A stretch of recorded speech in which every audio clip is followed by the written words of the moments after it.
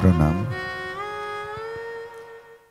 স্মারক গ্রন্থ প্রকাশ সুচিত্রা মিত্রকে নিয়ে রবি ভৈরবীর এই আন্তরিক কাজে সর্বতোভাবে আমাদের পরামর্শ দিয়েছেন, সাহায্য করেছেন, সহযোগিতা করেছেন আমাদের শ্রদ্ধেয় শ্রী শ্রমিক বন্দ্যোপাধ্যায়।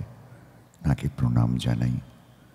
রয়েছেন আরেক বিদগ্ধ ব্যক্তিত্ব রাম মুখোপাধ্যায়। আমরা তাদের মঞ্চে আসার জন্য অনুরোধ জানাচ্ছি। শ্রী শ্রমিক বন্দ্যোপাধ্যায়, শ্রী রাম মুখোপাধ্যায়।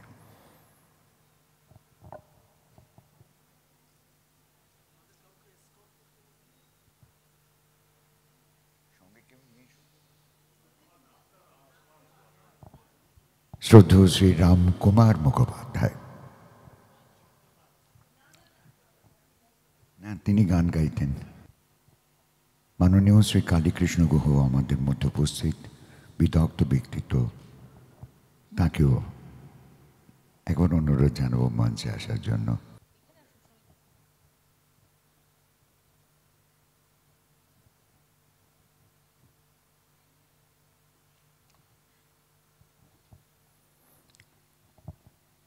বরণ করে নেবার পালা।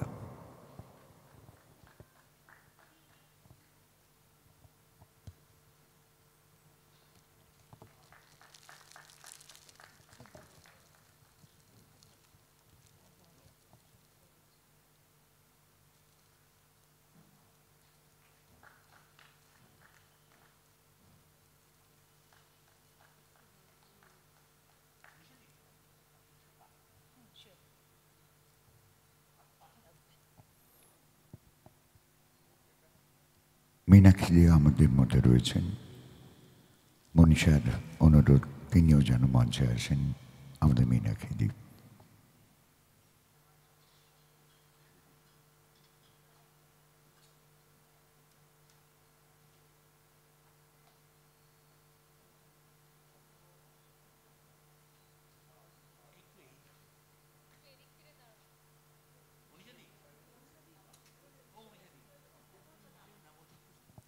আমার ছোট্টবেলার বন্ধু, অনেক দিন ধরে আমার পরিচয় তার সঙ্গে। তার নাম দেবাশিস বসু। তাকে কে বরণ করবে? আমাকে করতে হবে। সুতরাং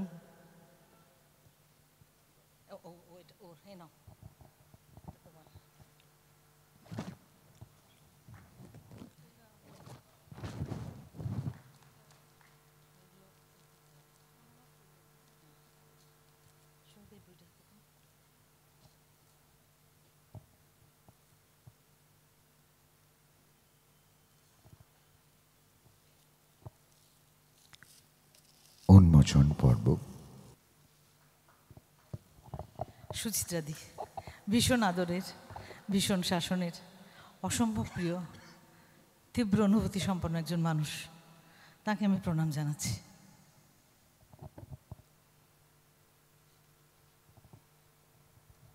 এটা একেবারেই সম্ভব ছিল না যদি আমার এই উদ্যোগকে স্বাগত না জানাতেন শ্রমিকদা, আমাদের অসম্ভব প্রিয় শ্রমিকদা। তিনি আমাদের বন্ধু, আমাদের পরামর্শদাতা, কি নয়? সেজন্য এটা না একেবারেই সম্ভব হতো না যদি শ্রমিকদা এই উদ্যোগটা না নিতেন। এটা আমি না কীভাবে টের পেয়েছি, আমার সমস্ত মন থেকে আমি কথাটা বলছি আন্তরিকভাবে। এটা শুধুমাত্র সম্ভব হয়েছে শ্রমিকদা এটাকে স্বাগত করেছিলেন বলে, যে হ্যাঁ মনীষা, খুব ভালো উদ্যোগ। এবং শ্রমিকদা এটার জন্য অক্লান্ত পরিশ্রম করেছেন, কিন্তু নেপথ্যে। উনি বলেছেন, আমি নেপথ্য কারিগর, আমি বই মিস্ত্রি, আমি বই তৈরি করি, আমি সম্পাদনা করি, কোথাও যেন আমার উল্লেখ না থাকে। তুমি যা ইচ্ছে বলো, আমাকে রাখবে না। তোমার সুচিত্রাদি তুমি রাখবে। তো আমি রাজি হয়েছি, কারণ আমি ওনাকে একেবারেই কোনোভাবেই ওনার বাইরে কোনো কথা ভাবতেই পারি না। তা শ্রমিকদা যা যা বলেছেন আমি তাই তাই শুনেছি, এবং শ্রমিকদার এটা বিন্যাস, শ্রমিকদার এই ভাবনা থেকে শ্রমিকদা সাজিয়েছেন বইটা। সম্পাদনা বলতে যা বোঝায় সেটা শ্রমিকদাই করেছেন, কিন্তু আমাকে আহ্লাদ করে রেখেছেন। মনীষা বসু সম্পাদিত, ওটা আহ্লাদ হয়েছে, কারণ এই সম্পর্কে তো আহ্লাদটাই সবচেয়ে বেশি বোঝা যায়।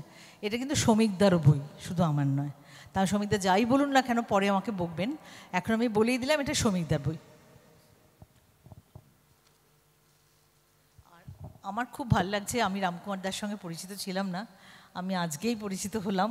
আমার ভীষণ ভালো লাগছে এরকম একটা উপলক্ষে। হ্যাঁ, আর কালিদাস সম্পর্কে কিছু বলবো না, উনি আমার একজন অত্যন্ত প্রিয় শ্রদ্ধেয় মানুষ, আর ভীষণ রবীন্দ্রনাথের গান ভালোবাসেন।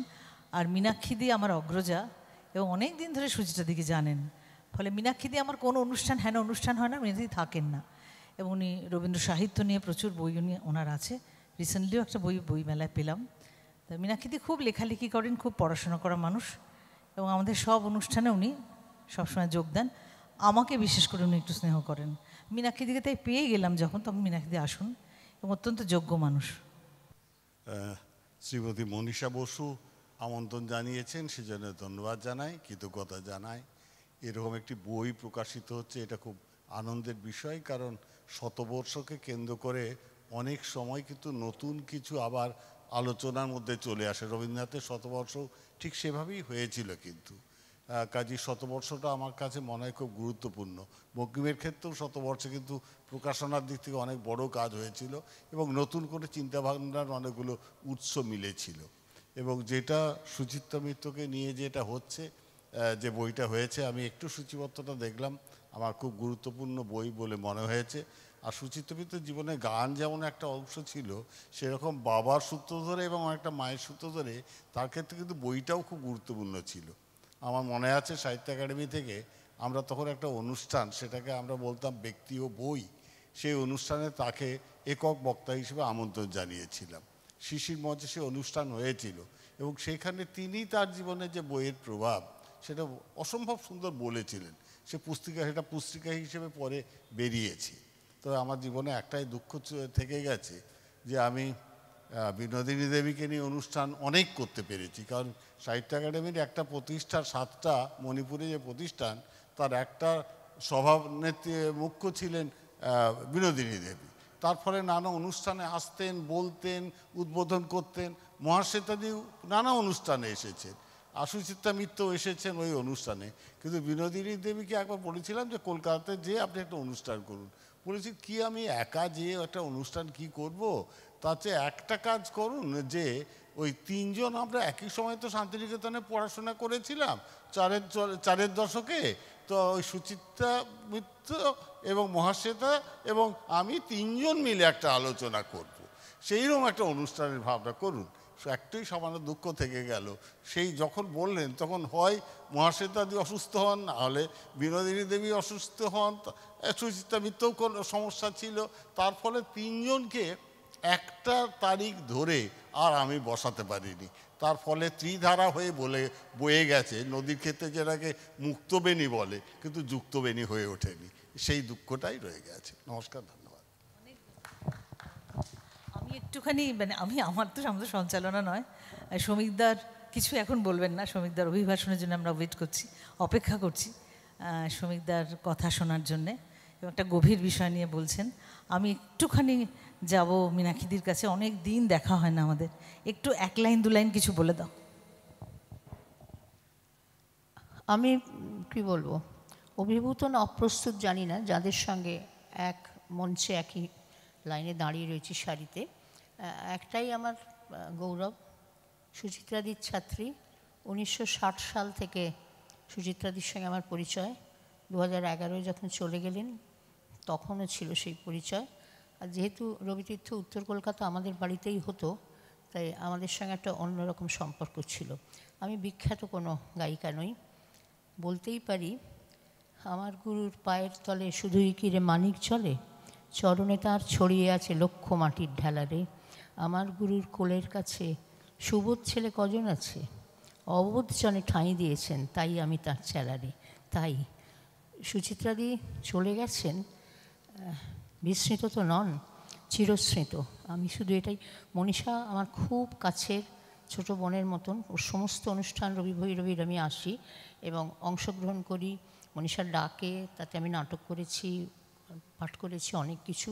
উপস্থিত থাকাটাই যথেষ্ট। মনীষাকে ভালোবেসে সুচিত্রাদির কথা, শুধু যাবার পালা একটাই কথা, সুচিত্রাদি যে চিরস্মৃত সেটা বলার অপেক্ষা রাখে না। ডাকঘরের শেষে অমল যখন ঘুমিয়ে পড়েছিল, সুধা বলেছিল অমল কখন জাগবে। রাজকবিরাজ বলেছিলেন যখন রাজা এসে ওকে ডাকবেন। তখন তোমরা ওকে একটি কথা বলবে, বলো সুধা তোমাকে বলেনি, সুচিত্রাদি রাজার চিঠি পেয়ে চলে গেছেন, আমরা এখান থেকে বলছি আমরা ভুলিনি, তোমাকে ভুলিনি।